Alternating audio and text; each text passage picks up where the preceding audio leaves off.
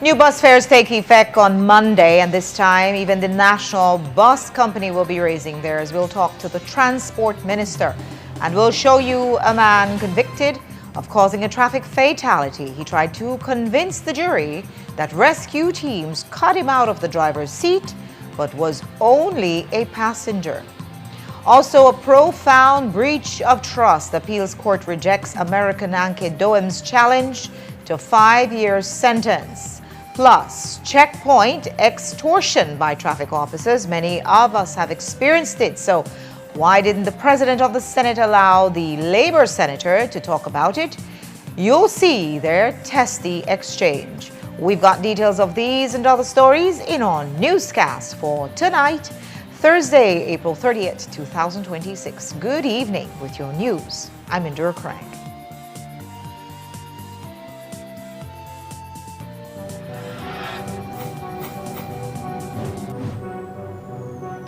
Please, you're watching the Nation Station, Channel 7.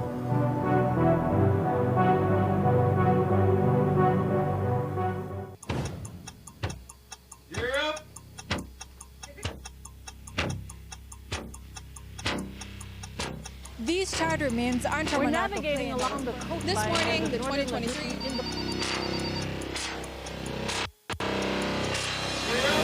Good evening. Good evening. I'm Sherry Culsell, and here's What's ahead for you on 7 News tonight? We've got details of these and other stories in our newscast for tonight. Good evening. With your news, I'm Indira Craig. Please, you're watching the Nation Station, Channel 7.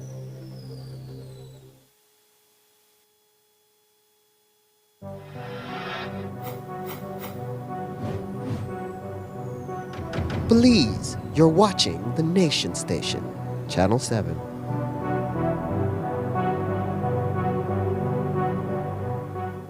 Historic heat waves are affecting countries like never before. Children are at risk because the humidity is very high. And the days in Belize are getting pretty hot. It's much hotter than before. Children can become very sick when there are high temperatures and when we are experiencing extreme heat. I feel my skin burning sometimes. My shoe, it feels very hot when I walk around. So we encourage teachers, students, and parents to encourage children to carry water in their water bottles. I think they should always have water in the classes to refill their water just in case they cannot come out to buy the water or their water finished in class. You should do your research on heat stress, and that way you'll be able to easily identify symptoms if they are present in you or your children or any family members. And then if they are present, you ought immediately and take yourself or whoever to healthcare facilities.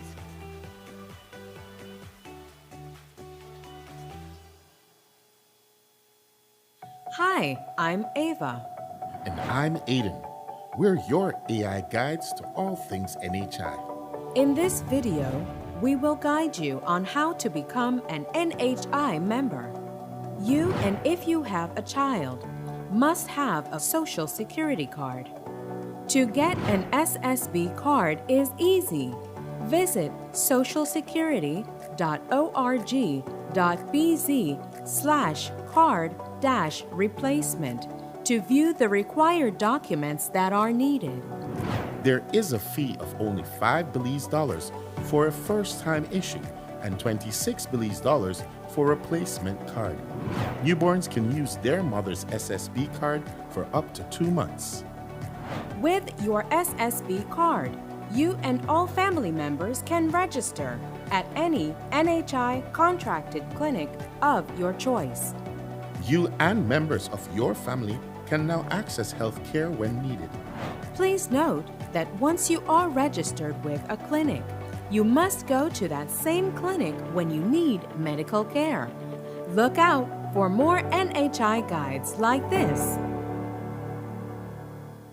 I'm Randall Friesen and I manage Westville Produce, better known as Granny's Foods. That's our main brand. So we offer high quality grains, beans, rice, and we also offer corn chips made from 100% locally grown corn. We saw a need for high quality locally produced products. A lot of the best products are being exported, and we said, we need to keep some of the best products here in Belize rather than export everything. Atlantic Bank has helped us achieve our goals by providing the financing for us to be able to launch products faster than we would without the financing that they offer. We find that Atlantic Bank is very customer friendly, especially with small and medium-sized businesses. We find that Atlantic Bank is more than willing to go the extra mile. They try to understand your business. So when we go to Atlantic Bank with a certain need, we find that they try to develop a solution that will meet our specific need. I would encourage any small business owner to go to Atlantic Bank for their financial services. They're very friendly, and just overall, their service is excellent.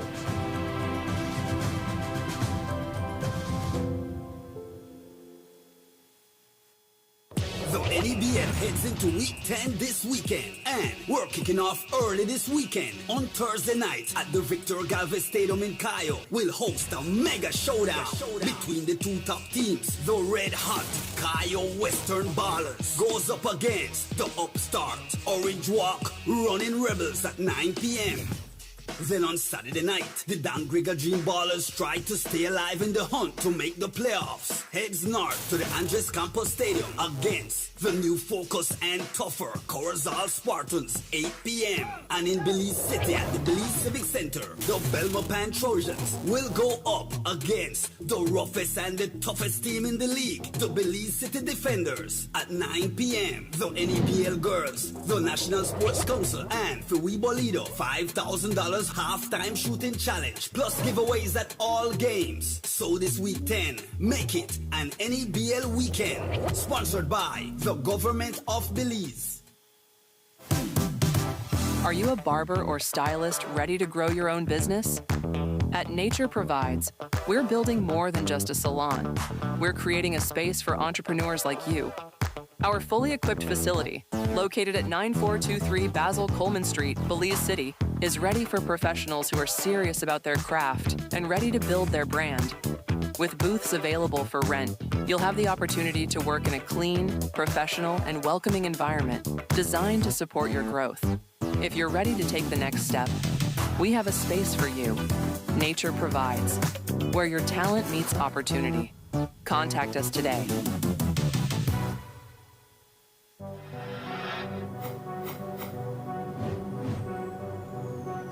Belize, you're watching the Nation Station, Channel 7.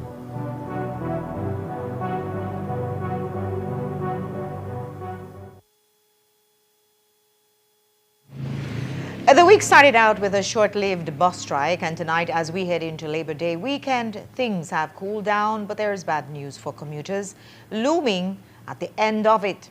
The new bus fares go into effect on Monday, and it won't be just the BBA members.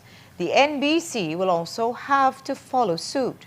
This afternoon, we spoke via phone with Minister of Transport, Dr. Louis Abene, who outlined the final agreement. So yesterday we signed the ministry and the BBA an agreement on the points that we had discussed and deliberated upon. We had Mr. Ian Courtney from Prime Minister's office as a witness. And the two main things that we agreed upon was that there would be a $3 per gallon subsidy for a period of 3 months to highway bus operators, to village operators, and also to city bus operators. The 3 days in which we had discussions, we looked at all the road service permits of the operators to determine their mileage, how much that would translate to in terms of gallons of diesel, and then based on that, the price of diesel, in terms of the subsidy for the diesel, and how much they would be getting per month each. We also looked at a lot of the work had already been done with the routes between municipalities, the villages along the way. and applied the 50 cents for short stops and the $1 for long stops. And everybody agreed. With the city, we still have a pending signing to do on Monday morning. However, the details of that have already been worked out, and the funding will be through the city council in that case for city runs.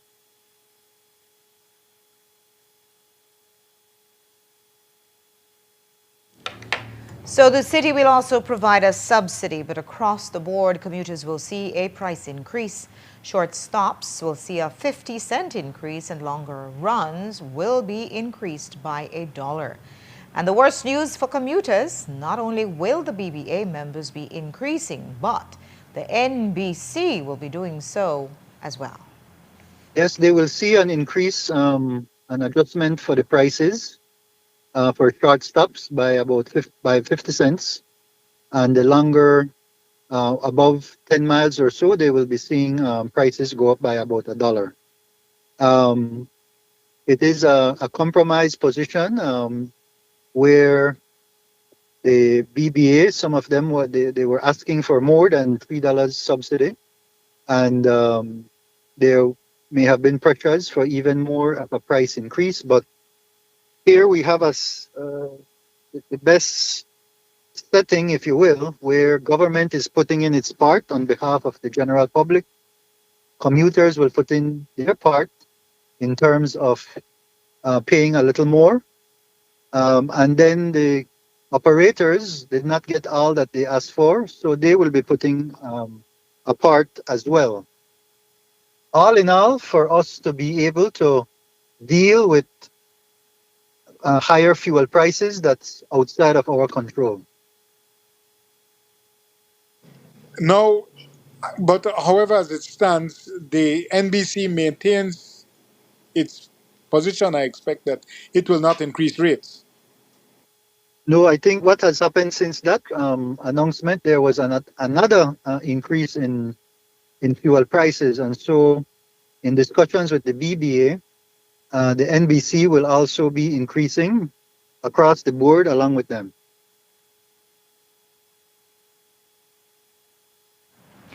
Zabani specified what the increases will be for commuters traveling to villages, including Ladyville.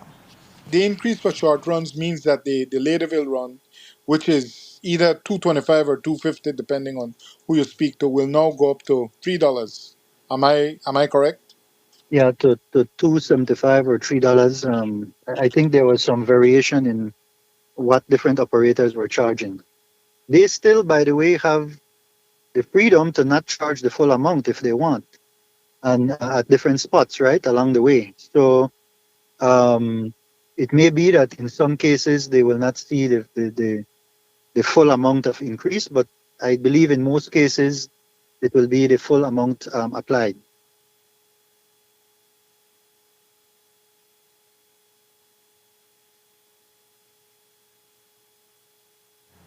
And as all of us know, most times prices go up but never come down. Commuters worry, justifiably, that these new prices will never go back down. We asked the minister, who is also an economist.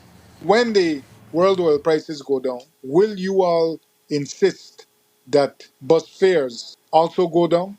Well, you're right to point out the economic term is that prices are sticky, and so as they go up, it's harder for them to come down. But I think that, in fairness to our people, that we have to look at that. Now, remember that the subsidy is there just to address the increase in prices, with the hope that fuel prices will come back down to some level. Unfortunately, as you're watching the world prices, they have gone up in the past week or so, and therefore this is a 3-month arrangement that we're hoping would give us enough time for some downtrending in the world prices. In terms of fares for commuters, well, remember these are ceiling prices, so Certain operators may hopefully find it in their best interest to adjust their prices again once they don't have that pressure. And I will tell you that even before all of this came to being, that on certain routes you had different operators with lower rates than the prescribed rates. So I anticipate that some of that may occur once things stabilize a little bit.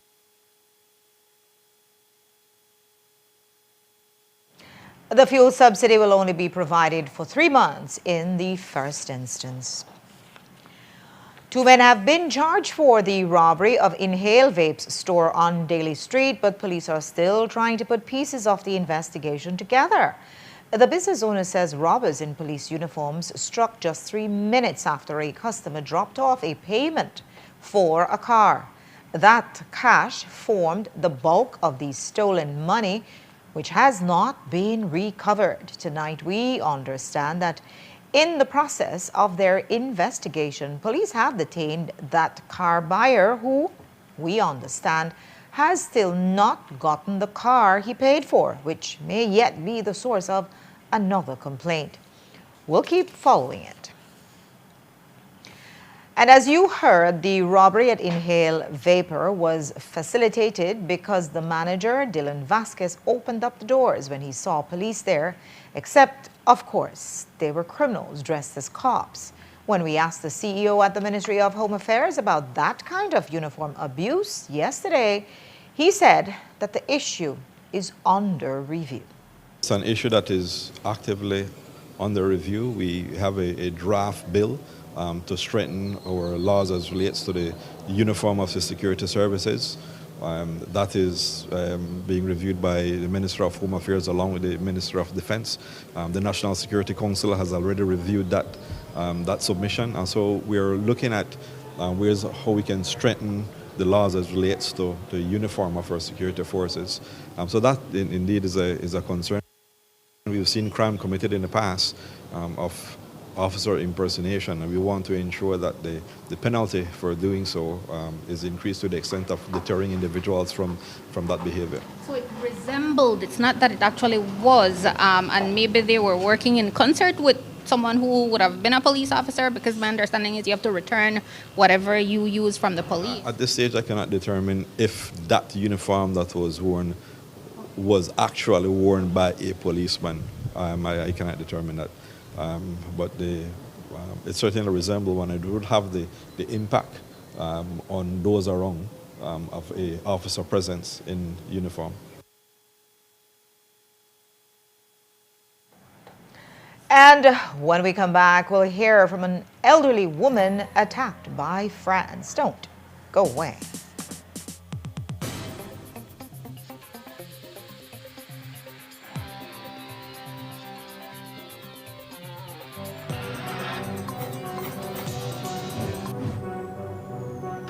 Please, you're watching the Nation Station, Channel 7.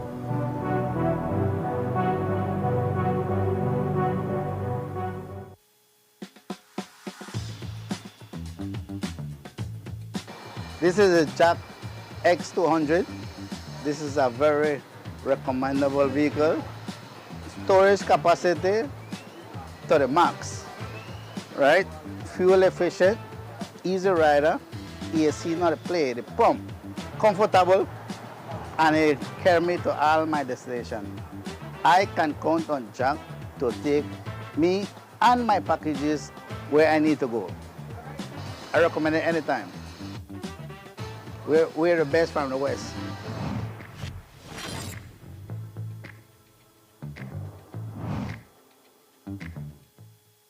On May 2nd, Placencia comes alive, an evening of wine, music, and unforgettable moments on the beach at Naya Resort and Spa, featuring Marcus Johnson, Jay Cass, Chris Bradshaw, and special guest Goa Play. Saturday, May 2nd, 7 to 11 p.m. live at Naya Resort and Spa, Finds in Paradise 2026. Don't miss it. Wake up to positivity and inspiration. It's a fresh and diverse twist on your mornings. Tune in to Sun Up on 7 every weekday morning at 6:30 a.m.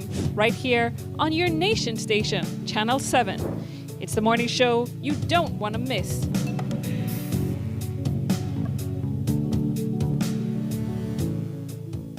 En Atlantic Bank, tu comodidad es nuestra prioridad. Nuestro centro de contacto está diseñado para mejorar tu experiencia bancaria. Con una amplia gama de opciones de servicio al cliente, ahorras tiempo y esfuerzo. Puedes llamar fácilmente para bloquear o desbloquear tus tarjetas de débito y crédito, realizar consultas de cuentas y acceder a información detallada de tus tarjetas. Ya sea que necesites asistencia con la banca en línea, apoyo para comercios o consultas generales, nuestro equipo está listo para ayudarte.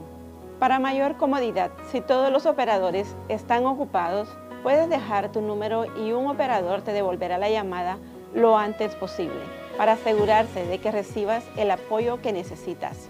Para mayor seguridad, es posible que necesitemos verificar tu identidad con un conjunto de preguntas sencillas. Recuerda, Atlantic Bank nunca solicitará tu nombre de tu usuario ni contraseña de Atlantic Online por llamada telefónica, mensaje de texto o correo electrónico, asegurando que tu información personal permanezca segura y protegida.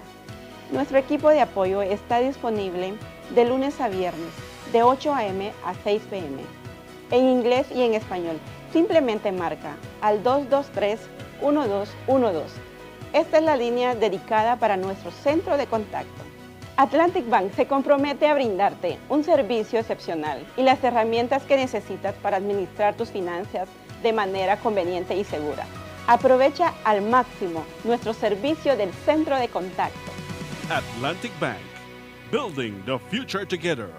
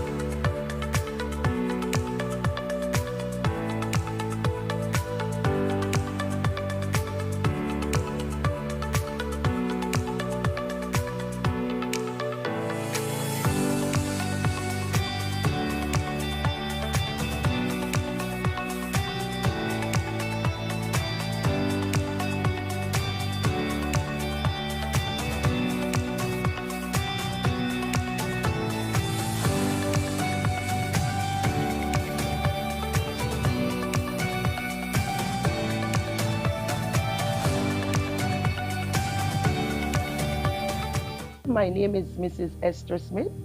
I'm a co-owner of A Glimpse of Paradise gift shop here at Altona, booth number 13. And me and my husband have to offer some of the most finest wood products here in Belize, all hand done by him. And these products are made from some of the most beautiful, finest and hardest wood here in our country. I first started at Atlantic Bank as went there to start a saving account. From there, I have my checking account with the POS machine. And then it becomes more like a family to me because there are personnel from Atlantic Bank that will always come here, check with us, make sure everything is okay, clean our machine, and they will always ensure that we have bundles. My advice to anybody that wants to choose Atlantic Bank to be their bank is that don't be afraid. You won't have any regret. Atlantic Bank, you will find them to be very efficient, reliable, and competent.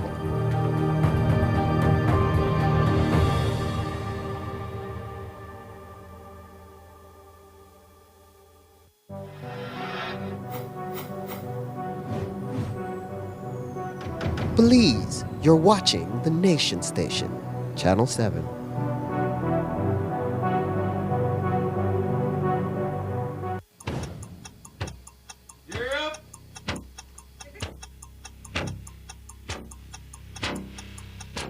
These charter means aren't We're navigating along the coastline. This morning, the 2023 Good evening. Good evening. I'm Sherry Culsel, and here's What's ahead for you on 7 News tonight? We've got details of these and other stories in our newscast for tonight. Good evening with your news and the bureaucrat. Please, you're watching the Nation Station, Channel 7.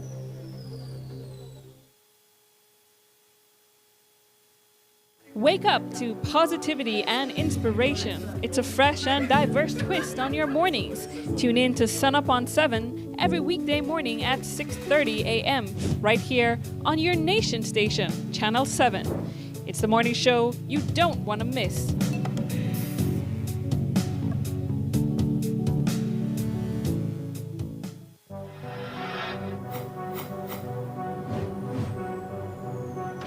Please, you're watching the Nation Station, Channel 7.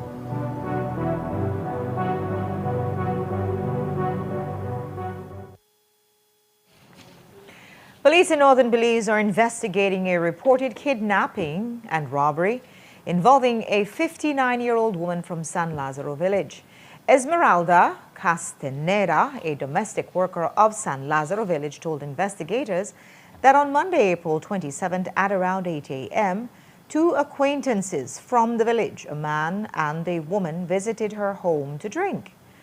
She doesn't drink, and at approximately 3 p.m., when they prepared to leave and asked if she wanted to accompany them, she declined. She alleges that one of the men then forcibly dragged her into a vehicle against her will and took her to a bar in Ewe Creek village where the pair continued drinking, but she refused. They then took her back home where she was physically assaulted with a 2x4, knocking her unconscious. They then robbed her of a cell phone and $720 in cash. She told CTV3 in Spanish what happened. And so she gave me a slap, and I said, "Patty, why are you hitting me? What did I do to you that made you hit me?" And she said, "Right now you will see what you did." And she got out of her car, and with that same time, she got a stick like this. She had it ready. I think she had it in her car for whatever reason she had it in there. She opened the door, but like I told the police, on that side I saw a house or a neighbor. I wasn't sure if people lived there on the other side.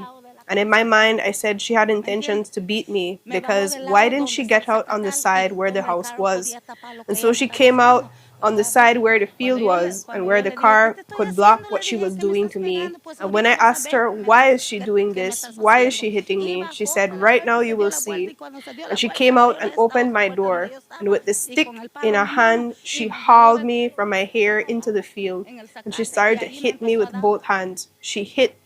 And her husband didn't do anything. He didn't even try to take her off me. He just looked out the window with both hands on the steering wheel.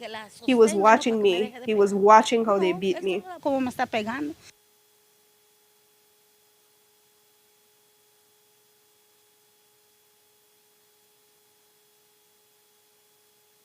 Police are investigating it as a case of kidnapping and a robbery.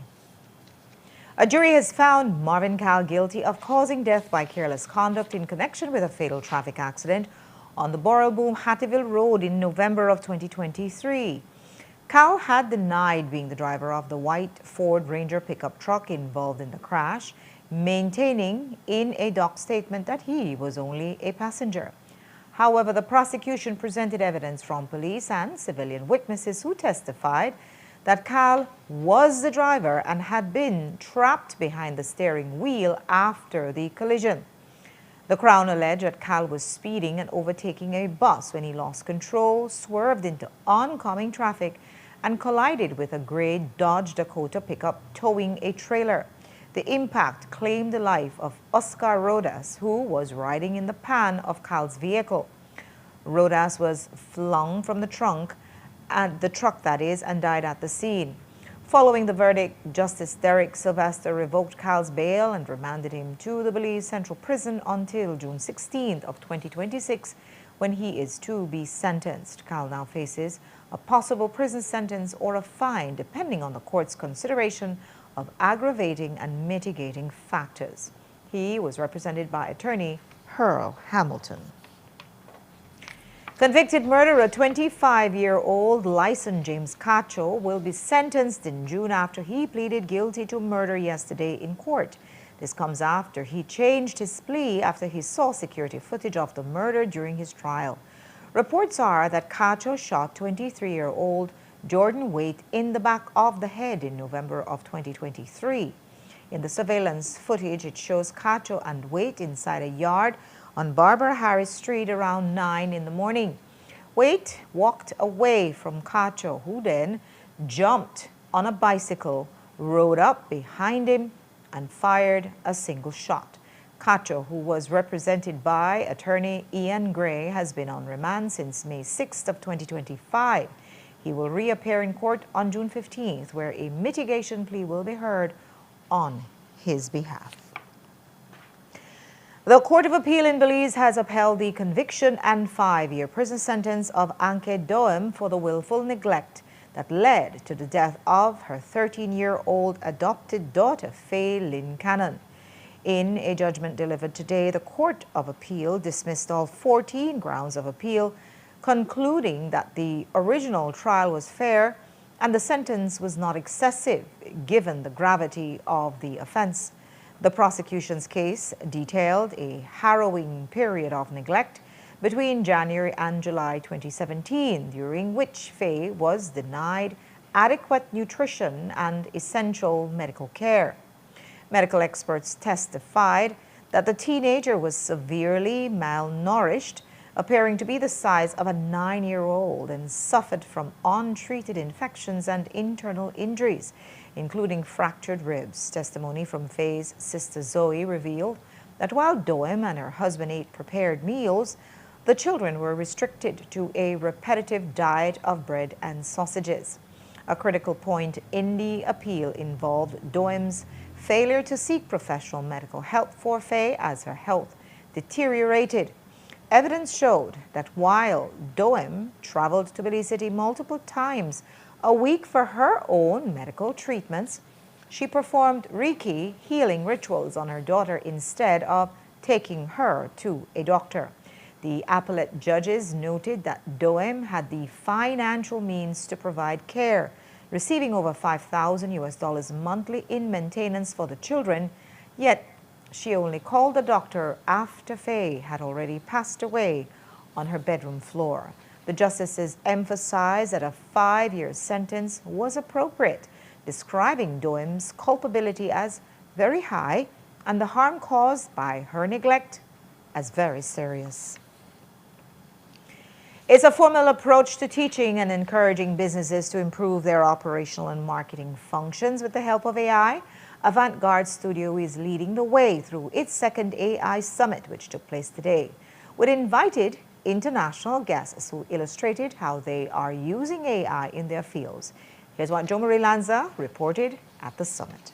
Their objective is to teach businesses and their employees how they can harness AI as a tool to improve business functions, moving away from the idea that AI is a threat or a hurdle to overcome. The second edition AI Summit for Belize had a high turnout today, and the managing director for the event says that it is a testament to the curiosity and interest that the industry has on wanting to learn the multifunctions of AI. This year, we actually focus on scale efficiency.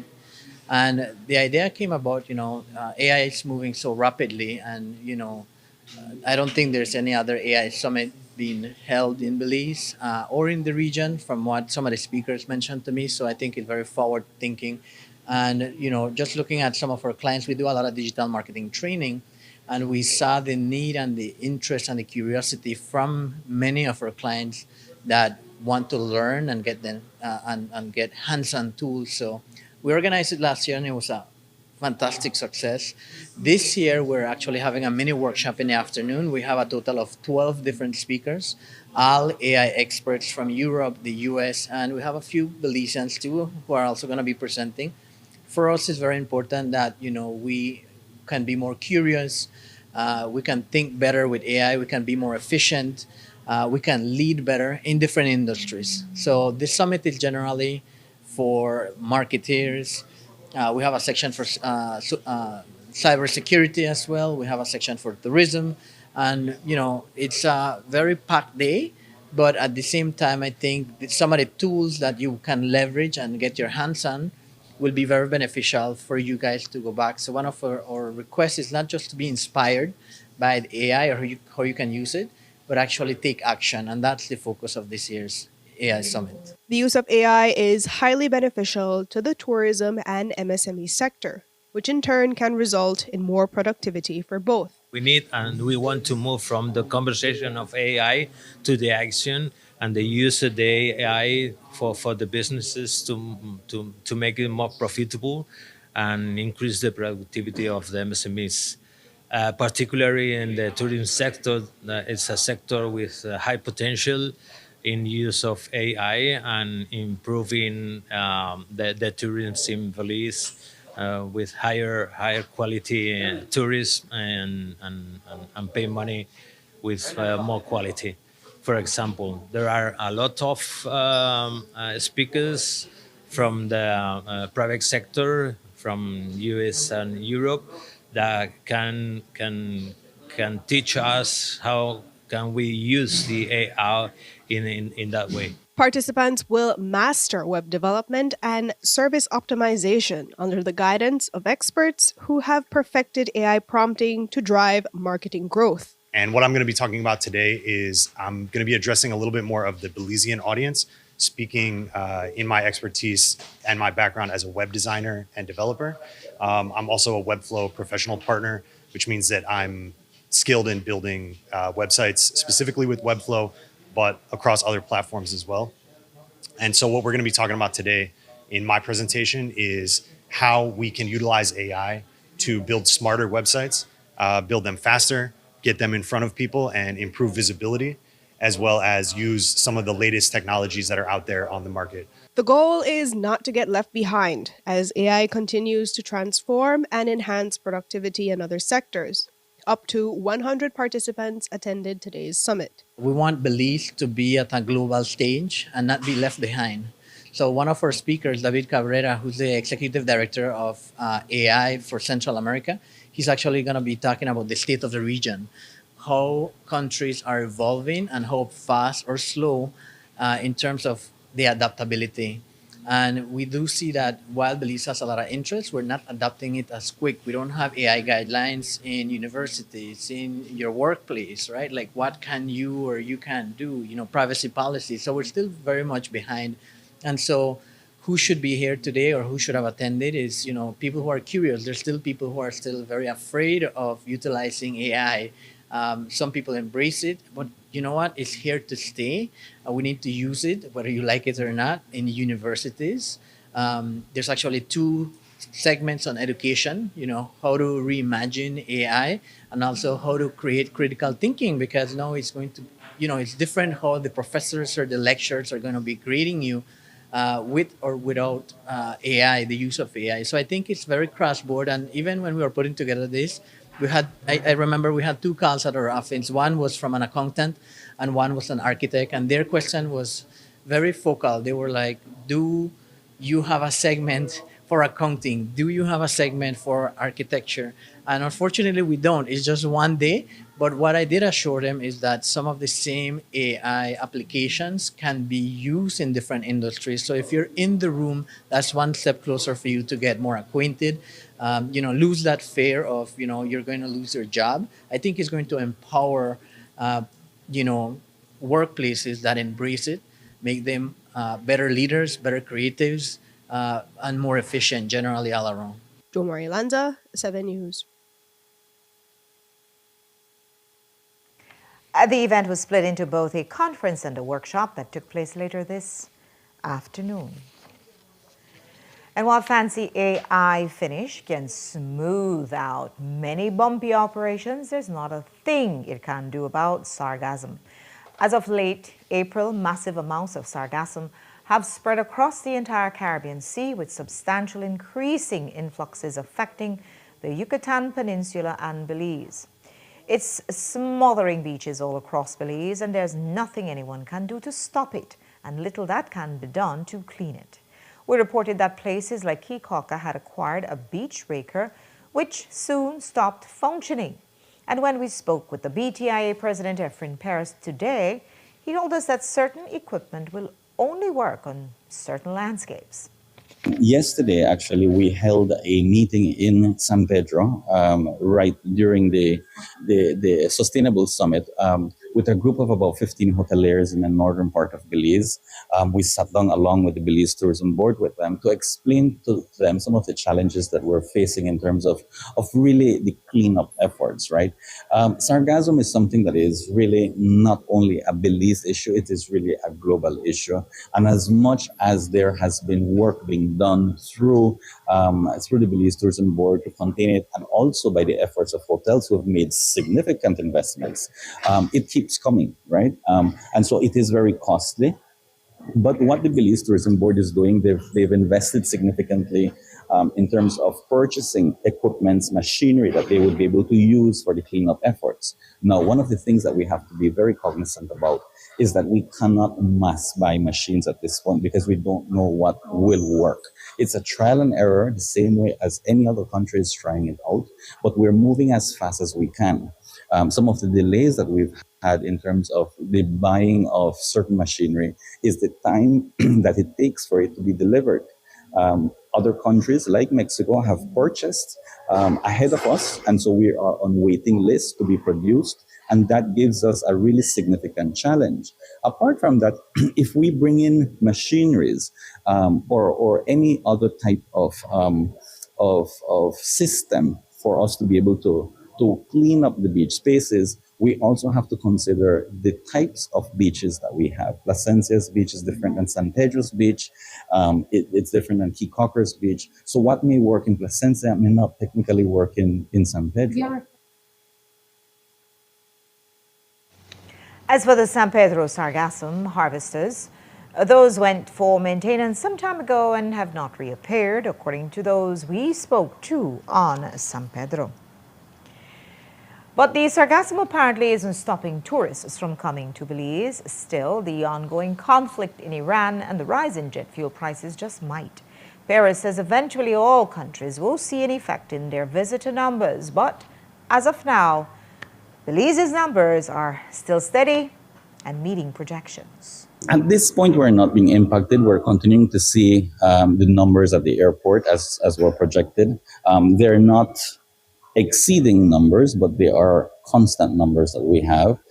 We've made significant efforts during the course of last year and over the years. Honorable Anthony Mahler has been working diligently in getting those airlines into Belize so that we can have much more market access. But certainly the issues that are happening in the Middle East will have a global impact. Belize will not be shielded away from it. We haven't seen declines as yet. But certainly it is something that we are looking at. We definitely have to strategize methods in terms of how we will continue to encourage travelers to visit our jewel. Certainly, I think that's an effort that all the countries are doing because at some point or the other, it will be impacted at that point. But so far, I can tell you that no, we haven't seen any decreases in any numbers so far.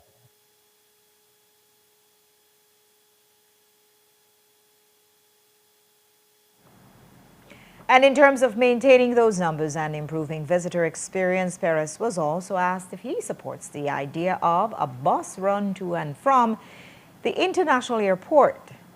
No public transport is a fixture of airports worldwide, but in this little jewel, things are often different. He says, we are just not there as yet. I'm not sure if there has been any conversations on that level, but certainly I think that when we look at the mobility of travelers, certainly you see countries implementing train systems that connect directly airport to the main cities.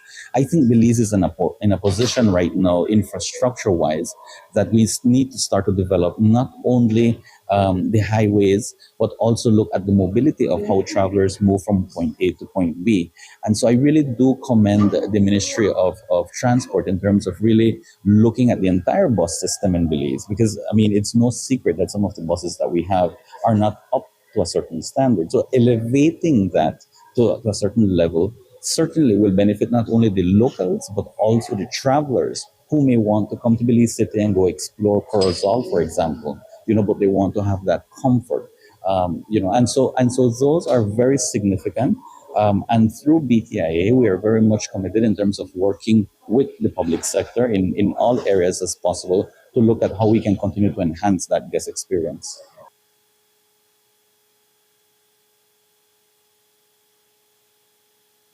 Earlier this week, we brought you clips of 2 days of Senate meetings, and while the Senate is known for its civility shown, there was some friction on Tuesday while debating the Motor Vehicles and Road Traffic Amendment Bill. Labour Senator Glenfield Dennison intended to inject the debate with his personal experience of a trespass as old as time, checkpoint extortion by traffic officers. But the president wouldn't have it in her sainted chamber. Dennison was pointing out the frequency with which it happens to drivers. However, the president insisted that he was inputting improper motives on public officers. Here's how that exchange went.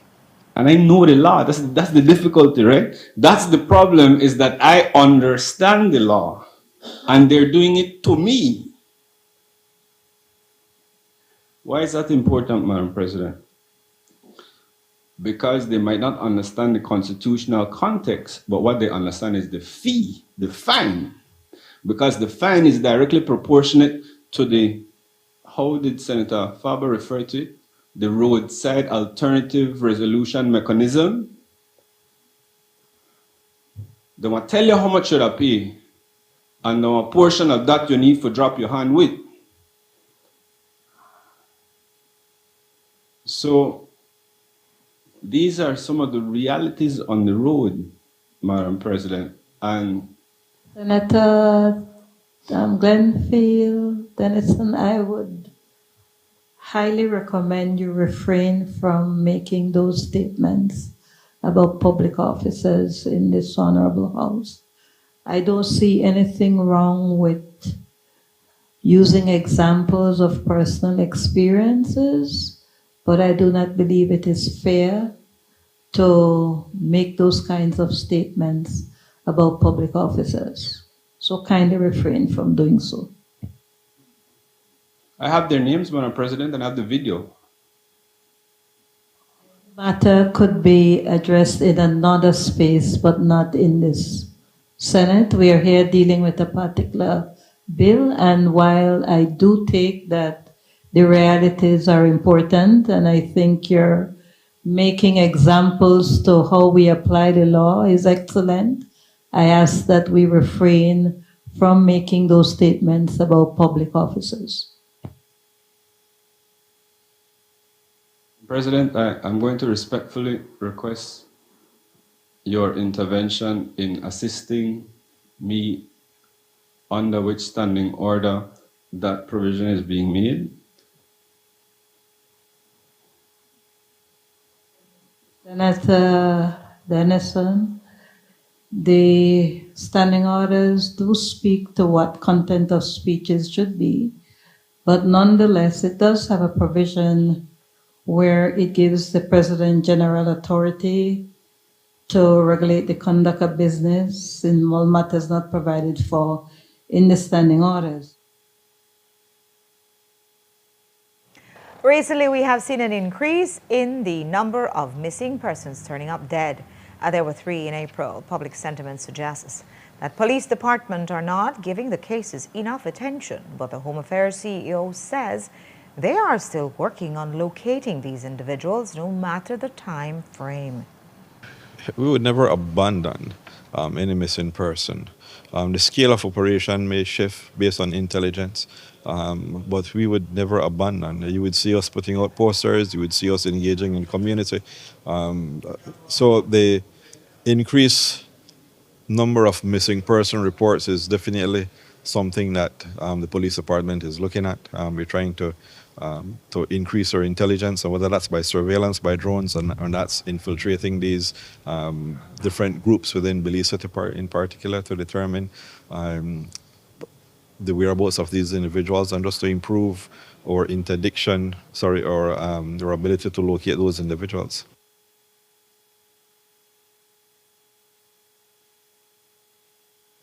But is a surge in fuel prices causing a slowdown in police operations? Like many government departments, they operate on fuel quotas. We asked the CEO how it is affecting them operationally. Listen, the rising cost of fuel is impacting all of us. You in the media, in the security service, across government, in the delivery of goods.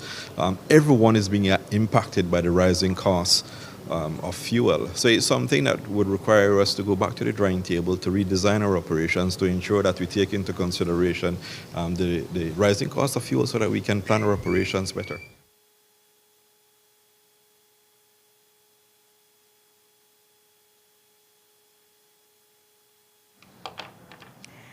And in their planning, one of the big and thorny issues for its Ministry of Home Affairs is the aging Raccoon Street station.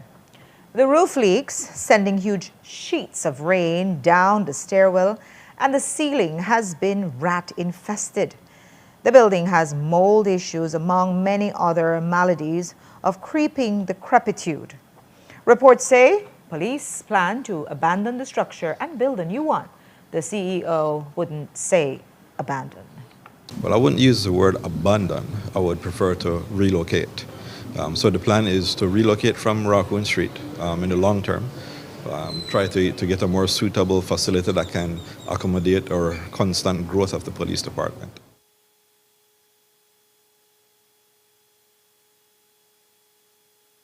In other Home Affairs news, Virgilio Murillo is no longer CEO of the Kobe Central Prison. The reported replacement CEO for the prison is George Gomez, but Ministry CEO Bennett says that has not yet been confirmed. CEO Bennett says that Murillo is going off into retirement well respected. So the Kobe Foundation is responsible to identify a replacement for the CEO of the prison. Mr. Murillo has done a remarkable work at the prison. His contribution to rehabilitation, to changing lives is something that we have the utmost respect for Mr. Murillo. We understand that he's scheduled to go off on retirement. The Kobe Foundation board, I believe they are scheduled to meet sometime within the next month or so to confirm who his replacement will be. We are in dialogue with the Kobe Foundation throughout this process, but work continues at the Kobe Foundation. We'll take a break now. When we come back, we'll take you to the 10th GIS Expo, where children will see a future in that dynamic field. Don't go away.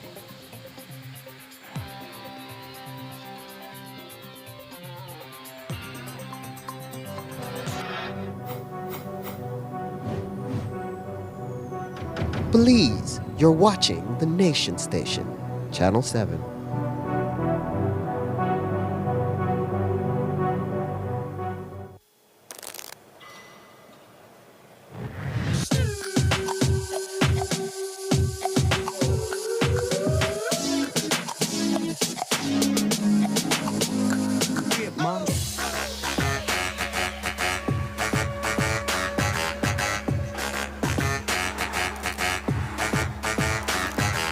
Drop it like it's hot.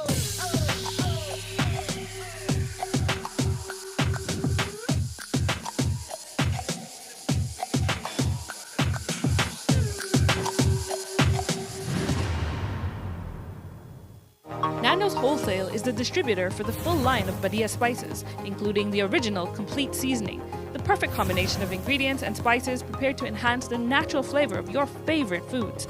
Also, cinnamon powder for all your desserts, fruits, and beverages, and as special dishes. All these are available in commercial sizes or restaurant packaging. Nando's products are available at your local retailer or contact us at 222-5000.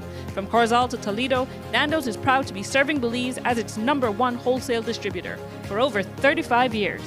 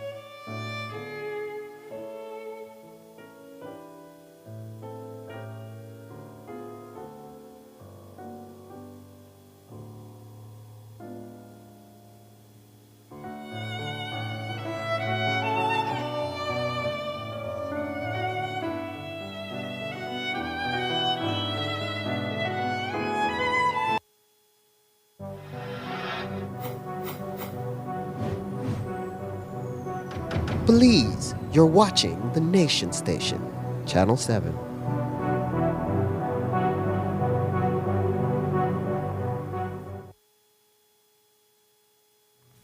From mapping new land parcels to tracking citywide cleanups, Geographic Information Systems, or GIS, is the technological engine driving many local businesses. Today, students in the city got a first-hand look at how spatial data shapes our daily lives during the 10th annual GIS Day Expo. Jo Marie Lanza reports. Students from up to 30 different schools across the country poured into the Geographic Information Systems Day Expo, coordinated by the Ministry of Education and UNICEF. It's their 10th celebration, and they invited up to 12 different organizations to demonstrate to students how they use GIS systems in their daily jobs. The managing director for TBSL spoke about the importance of encouraging students to learn more about these systems. So this is a very important event because our students, our young people need to be on par with the rest of the world, that if they go away or just being here, to be able to learn better, to be able to be an employee or an employee, self-employed person. We're using GIS to develop Belize. So BEL is using it to distribute power, right? SIB is here. Belize Tourism Board, strategic marketing for tourist arrivals. What's the next step? We have here Belize City Council. Municipalities need GIS so they can manage parcel data. They could manage delivery of services to residents. Of course, we also have the Ministry of Natural Resources. Every land in this country is in ArcGIS, which is the technology that we distribute here in Belize on behalf of Esri. We're the Esri distributor.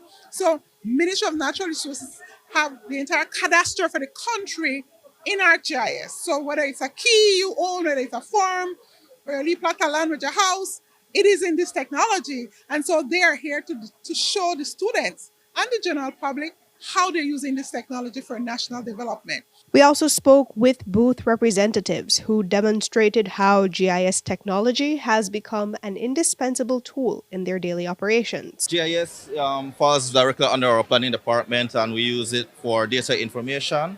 So here we use it for identifying green spaces and to aid in our urban development of the department. So for example, ongoing constructions, to abandoned buildings, to overground properties. Here we help to identify, that helps us to pick these properties and tackle those issues.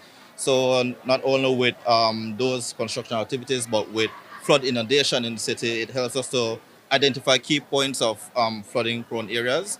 And hereby we use our maintenance system where we tackle the area in Belize City to schedules to clean out drainage, clean up culverts, and basic sanitation for the beautification of Belize City. For GIS, we use it in many forms. We use it to analyze data, to create maps. We also use it for land management, zone planning, as well as conservation and agricultural efforts. Like for instance, an everyday example that we use is to create maps. So for instance, we create Google. The most common map that we create in my office is we create Google Maps. This Google Map basically uses satellite imagery to locate different locations in Belize where people come in, they try to locate their parcel of land, as well as we use compilation maps that have different types of layers that we use GIS for.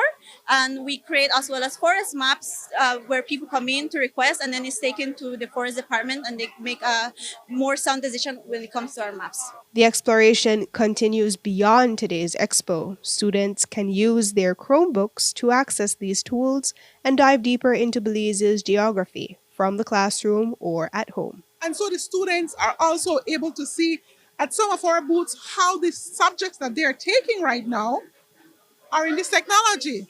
So when you flip your book and you're trying to read or study the constituencies or study the villages or studying the rivers on one page at a time, one page at a time. But now they have Chromebooks, they have laptops, they have internet. And so this technology is used by education institutions around the world, schools, universities around the world. And so we are joining, we have been for 15 years. I would say now 15 years. This is our 10th expo. But 15 years promoting the technology, explaining the role it plays in education, moving us forward so that we can be more progressive. Jomari Lanza, 7 News. SJC High School hosted its annual business fair this year for third form students. They were tasked to create a business that would address a climate challenge. We spoke with Minette Johnson, the head of the business and IT department, who explained what the students have been tasked to do since February. Our Business Expo is an annual event here at SJC. Each year we focus on a topic. This year's topic is climate change for our business students in third form. So what they had to do was come up with a unique product that solves an issue with climate change. I am impressed. I am proud of my boys. We have 11 booths here today. They're all third form and they're all original products, and they all are successful. Actually, we had 2 booths who are sold out so far. I mean, the boys, it's part of their daily grade, so they have to come up with a business plan, they have to come up with their logos. We have a week where they market, and they have to show other students their product and their price. So it was a really fun, engaging activity. We did encourage them to use AI to a certain extent because it is the business and IT department, not only business, but we limit the extent to how much they can use towards their product. So for example, if you still look at the banners here, some of them do have AI components, but we look at it and we tell them, okay, now, so which part can you add in that is solely for you? Is it original? Is it only AI based? Or can you tell off your hand that it is AI? One of the teams, Elotes Locus, sold 2 ice boxes of corn. It was a lot of preparation. All of us put in a set of money and we just bought all our stuff. We made our logo, a flyer, banner, and everything. It was fairly easy. It wasn't that hard to research and stuff. Which climate issue are you guys solving? So we are solving transportation pollution. We are just helping the local farmers and letting the Belizeans know that stand up and support our local farmers. The students all received a grade for their business ideas. The George Brown Field in Belmopan now has new gym equipment thanks to the Ministry of Health and Wellness and Taiwan. Today at the opening ceremony, Minister of Health, Kevin Bernard, spoke about the benefits of the project. Today's ceremony, ladies and gentlemen, is more than just a transfer of equipment, but it represents our shared vision, one where prevention is prioritized, where communities are empowered, and where health is not only treated in clinics, but built in everyday life. NCDs such as hypertension, diabetes, heart disease, and cancer remain the leading causes of illness and death in our country, Belize. And these conditions are largely preventable, yet they continue to place a very heavy burden on families, communities, and our health system. And as a ministry, we are actively shifting the focus of healthcare from treatment to prevention, from hospitals to communities, and from illness to wellness. This investment in gym equipment directly supports that shift. It creates opportunities for physical activity, encourages healthier lifestyles, and brings wellness closer to where people live, work, and gather. So these facilities will not simply be spaces for exercise. They will become a hub for community engagement, safe spaces for youth development, and platform for promoting lifelong healthy habits. Health officials from Belize and Mexico united for the 2026 Binational Vaccination Week, meeting on April 29th. Our primary focus of this year's collaboration is reaching underserved and mobile populations in border communities that often lack consistent access to care. Health officials from both countries have pledged to increase routine childhood immunization coverage and strengthen cross-border surveillance systems to respond more effectively to potential outbreaks. The ceremony underscored a shared mission to boost public confidence in vaccines. For many Belizeans, the long weekend has already started. May 1st is Labor Day, and if you haven't made plans yet, well, you can join the NTUCB's march through the Belize city streets. Following the parade, they're also having a rally at Birds Isle. President Ella Waite explained more via Zoom. At Birds Isle, we have our rally. Now, usually when we have our rally, it's speeches by all the presidents of all the unions. We make sure we limit them to 5 minutes because we know there's a lot of issues that they would like to share with the public, but there are 11 presidents. And we will have a couple guest speakers. We'll be having hopefully a little comedy session. And after that, we have food and drinks available for members. We'll be having food and drinks on sale. A little bit of some hard drinks as well. And the highlight of the day will be our volleyball competition. Now, the members of the Trade Union Congress of Belize are very competitive people, so it's bound to be a very exciting competition. We've always encouraged our citizens to join our parade as well, Marisol, because we always get the feedback whenever there's any national issue, as where is the NTUCB. And whenever we come to the media, we always say NTUCB is not myself as a president. It's not our executive. It's not even a general counsel. NTUCB are the workers of this country. Every single woman and man that toil, that goes to work every day to produce and to make sure this country is thriving, they're part of NTUCB. So we're encouraging our citizens, especially those in Belize City, to join the march and join the rally on Friday.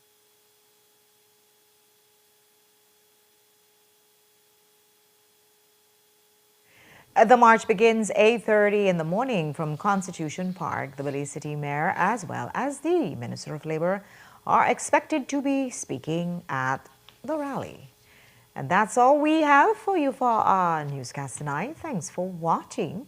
With your news, I'm Indira Craig. Remember, you can find a full transcript of the news at 7newsbelize.com and see the streaming video on our Facebook page. Have a great and restful Labor Day weekend and join me back here on Monday. Also, tune in live tomorrow evening at 6 for the awarding of the 4th Annual Belize Prize for Investigative Journalism. Have a great night.